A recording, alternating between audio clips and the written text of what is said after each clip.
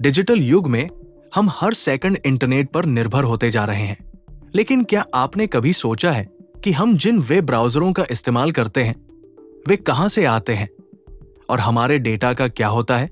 इंडी world studio आपको ऐसी ही रोचक और महत्वपूर्ण तकनीकी कहानियों से रूबरू कराता है। आज हम बात करेंगे भारतीय वेब ब्राउज़र के बारे में। क्या भारत अपना खुद का ब्राउज़र बना सकता है? क्या हम गूगल क्रोम और सफारी को टक्कर दे सकते हैं? आइए इस दिलचस्प सफर की शुरुआत करते हैं। आप इंटरनेट कैसे चलाते हैं? अगर आप एप्पल यूजर हैं तो शायद सफारी ब्राउज़र इस्तेमाल करते हैं। अगर आपके पास एंड्रॉयड फोन है तो संभवतः गूगल क्रोम। लेकिन क्या आपने कभी सोचा है कि भारतीय वेब ब्राउज़र कहाँ है? जापानी या यूरोपीय ब्राउज़र क्यों लोकप्रिय नहीं है? अब भारत सरकार भी यही सवाल पूछ रही है। नई दिल्ली घरेलू वेब ब्राउज़र को बढ़ावा देने के लिए काम कर रही है। अगस्त 2023 में आईटी मंत्रालय ने एक चुनौती शुरू की, जिसमें भारतीय डेवलपर्स को अपना वेब ब्राउज़र बनाने का अवसर दिया गया। इसमें जोहो कॉरपोरेशन का यूएलए ब्राउज़र पहले स्थान पर रहा, जिसे 1 करोड़ रुपए लगभग $1,16,000 का पुरस्कार मिला। पिंग ब्राउज़र दूसरे और टीम अज्ञा का भारत वेब नेविगेटर तीसरे स्थान पर रहा। भारतीय वेब ब्राउज़र क्यों जरूरी है? एक, डेटा सुरक्षा। हमारे डेटा को भारतीय सीमाओं के अंदर संग्रहित किया जा सकता है, जिससे गोपनीयता और सुरक्षा बढ़ेगी।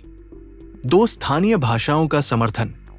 भारतीय वेब ब्राउज़र सभी आधिकारिक भाषाओं का समर्थन कर सकते हैं, जिससे डिजिटल इंडिया को बढ़ावा मिलेगा। 3, डिजिटल संप्रभुता। यदि कल अमेरिका और भारत के बीच कोई तनाव होता है और गूगल क्रोम भारत में प्रतिबंधित हो जाता है, तो क्या भारतीयों के पास कोई विकल्प होगा? चुनौतियां क्या है? मोनोपोली का तोड़ना।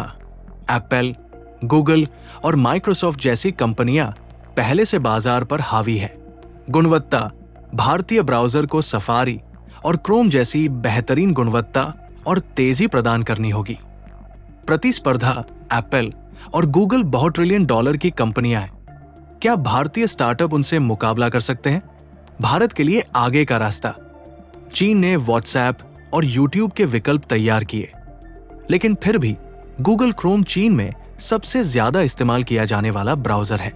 भारत के लिए यह राह आसान नहीं होगी, लेकिन अपने डेटा पर नियंत्रण और डिजिटल स्वतंत्रता के लिए यह कदम उठाना बेहद जरूरी है। आने वाले समय में क्या भारतीय वेब ब्राउज़र गूगल क्रोम और सफारी को टक्कर दे पाएंगे? तकनीकी दुनिया में डिजिटल संप्रभुता अब सिर्फ एक सपना नहीं, बल्कि एक जरूरत बन चुकी है। भारत ने अपने खुद के वेब ब्राउज़र बनाने की दिशा में पहला कदम बढ़ा दिया है, लेकिन क्या हम इन तकनीकी दिग्गजों से मुकाबला कर पाएंगे? ये सफर आसान नहीं होगा, लेकिन अगर हम अपने इनोवेशन और संसाधनों का सही उपयोग करें, तो शायद भविष्य में हम भारतीय वेब ब्राउज़र को वैश्विक स्तर पर देख सकें। आपका क्या विचार है? क्या भारत को अपना वेब ब्राउज़र विकसित करना चाहिए?